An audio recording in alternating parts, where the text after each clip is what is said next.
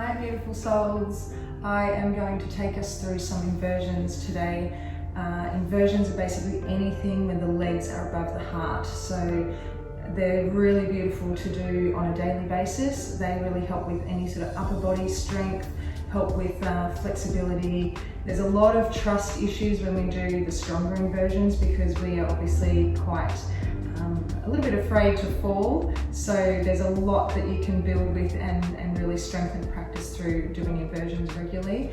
The other thing is they really help our circulation because they're actually allowing pressure off the heart, and they also help the lymphatic system with circulation as well.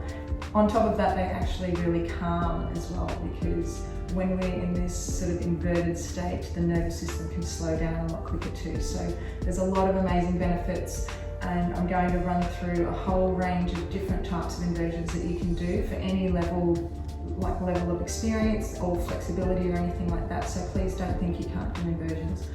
So one thing I want to mention though is always go by what your body is telling you. Don't ever push your body, and there's going to be some steps I'm going to go through with inversions as well. Don't jump to the last step. You want to take things slowly when we get into the more complex inversions. And also don't do any inversions while you're menstruating, especially the first few days. That's really important, and I talk about that a lot more in other blogs. So we'll get started. This is a really easy one. I actually really like doing this at night before I go to bed as well. You can just pop the legs up against the wall. So I'm just going to show it here, but usually I would shuffle up against the wall with my butt, and then you can have your legs straight up to feel supported. So just in a really nice comfortable lying position, and you're just going to have the legs, you want them as much into a right angle as possible actually. And when you're up against the wall, you can sort of have your feet relaxed, but if you're doing it without a wall, just try and be a little bit more active in the pose as well, and actually have the toes pulling down and pointing down to the face. So this is essentially it. You want to, if you're not using the wall, activate these sides as well, but otherwise you can just have them resting up against the wall like this and be listening to a meditation, or like listening to a podcast or something like that, or even, reading a book for instance. So this is a really easy one. I'd probably say about up to 10 minutes is nice, 5 to 10 minutes. The other one is like a shoulder stand. So we're just going to come up. So the easiest way is to sort of like roll back a little bit, and then you can put your hands under your lower back and then bring the feet up to the sky. So you want to be really careful here, and you don't want to be moving the neck around at all. So you can work with just having the knees up, and this is also okay here, so really just play with it. And you can work on getting this back quite straight. So really leaning and being supported by the shoulders and the forearms and the triceps here and the upper arms. And then as you're comfortable, you can start playing around and really straightening these legs. You can also like doing sort of movements here, splits for instance, but you want to be really activating these legs, so pointing them up nice and high, starting to move the chin a little bit away from the chest, but not turning the neck. So this is a nice shoulder stand. So when you come back out of this, really nice and slowly, you can bring the knees to the head and just sort of unroll, like lengthening the legs. This is actually another beautiful position bar pose, which I sometimes come into first and then go up. This is where you can really use your core as well. So utilising the tops of the shoulders here and not really pressing into the neck at all. The neck is just very soft and supported, and so you can play around quite a lot here. Nice long legs, and if you're coming down into flower pose, bringing the toes to the ground, you might just feel comfortable here, and that's totally okay, but this is something you can work on, and you'll find it's actually quite easy to start gaining this flexibility the more you work with this. So nice rocking motions feel really good as well.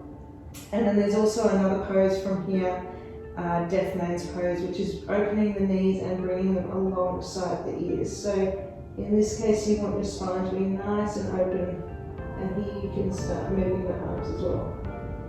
And just bringing the shins down to the ground. So wherever you are, there's so many variations. Really take your time and always play around with it if you're feeling it's a comfortable day. But coming back out of it, I think it's usually nice to have the hands flat to the ground and then allow the legs to stay as close to the body as possible. And you can come down into bended knees and then coming back down. So there's lots of variations. When you feel more comfortable, you can actually have your arms lengthened as well. So this is something else to work on. So it's not a supported shoulder stand anymore. You're not supported. So you're actually really using a lot of your body here to do this sort of pose. So there's lots of variations. I don't think you'll get bored with inversions.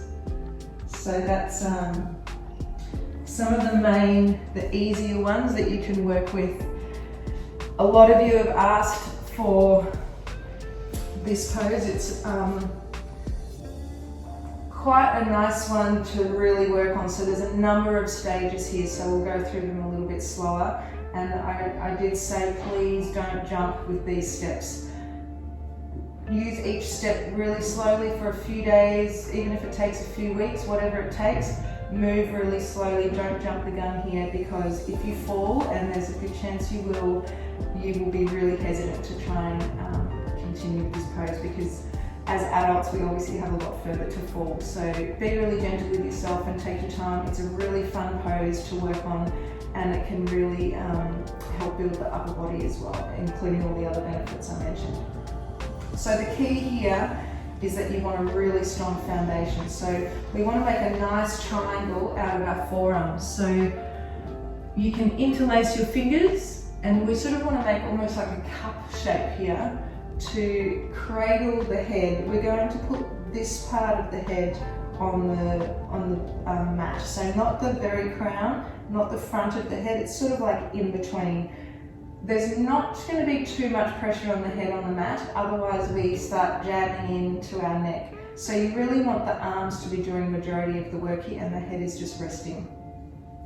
So step one is to just even get this position comfortable. So you want to be, first to get the right angle, you want to have your forearms down on the mat about shoulder width apart.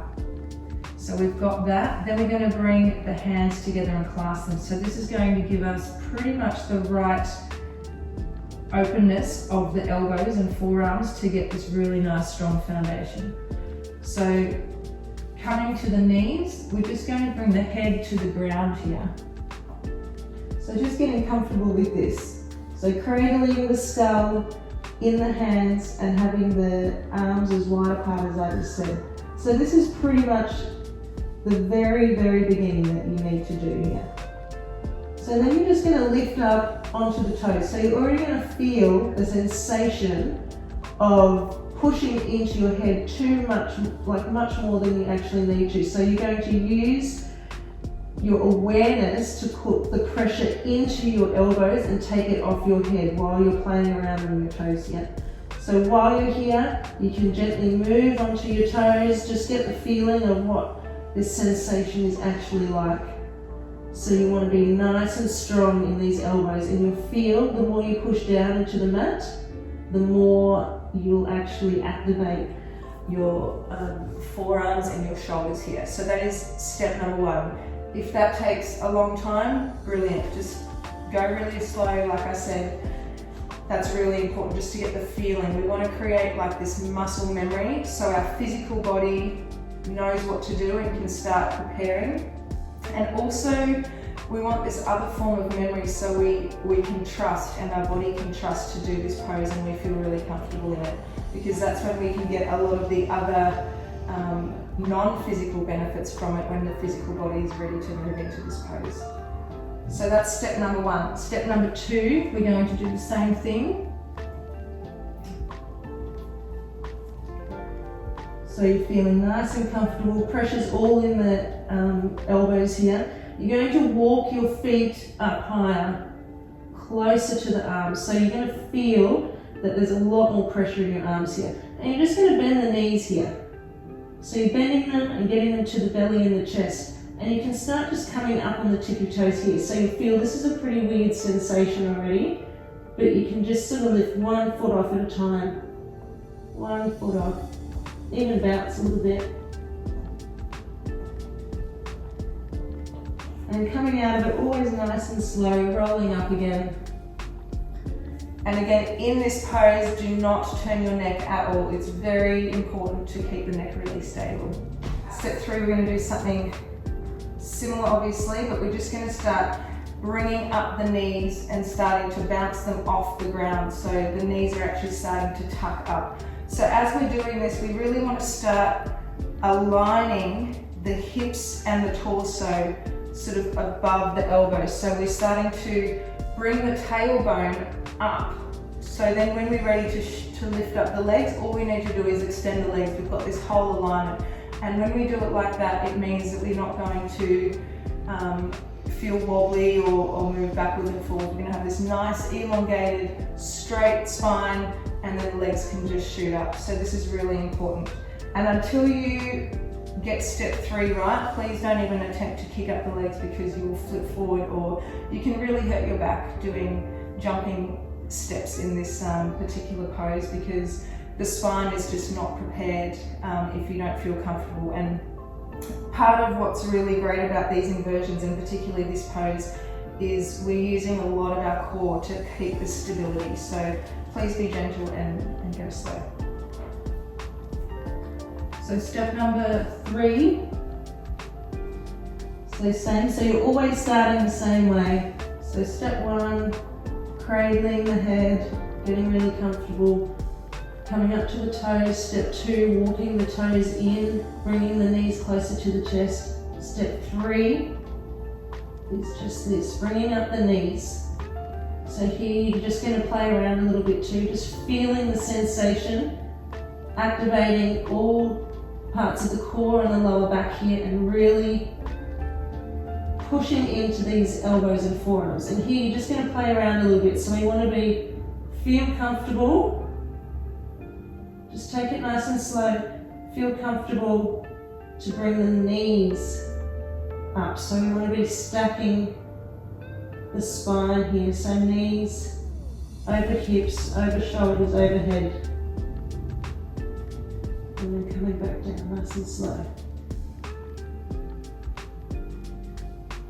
Really tucking in, toes down, and slowly rolling up.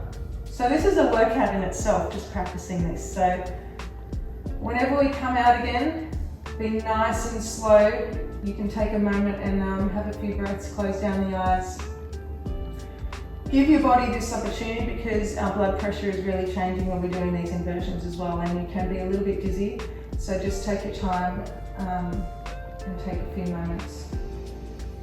So you can see with step number 3 how important it is to be comfortable to stack. Step 3 is probably the most important one. If you can't feel comfortable in step 3, you're not really going to get to the full pose. So that's probably the one where you'll be at for the longest amount of time. Some people pick this up really easily. This took me a very long time to learn, purely because I was taught not very well by a lot of teachers.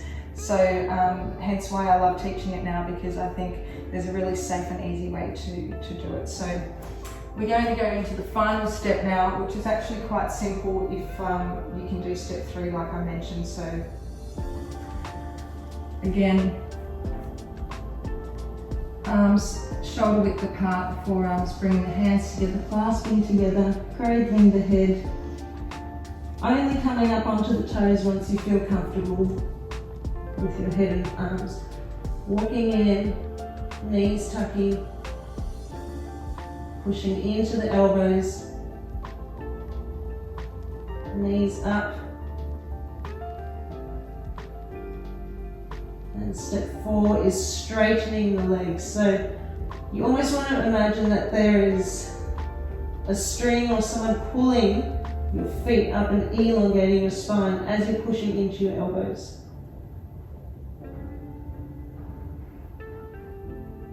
And that's it. There's a number of variations you can do when you feel comfortable here. Splits or moving down and doing like different legs, like eagle pose and stuff like that with the legs. And to come out nice and slow. Reverse of how you got into it.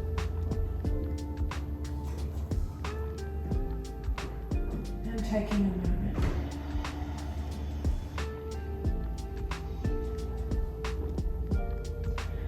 And that is it. That is inversions. So the keys are just to go slow, take your time. I wouldn't suggest practicing up against a wall with these because we get too comfortable with feeling the support of the wall. This is something that you can very easily keep working on just on the mat, exactly how I've just showed you. So I hope you enjoy. And yeah, and also while you're in the pose, you can be in there for as long as you like. I'd say at least a minute or two when you're sort of getting used to it, but some practitioners can be in there for quite a number of minutes, so you can play around with the duration of it as well. I hope you enjoy. Namaste.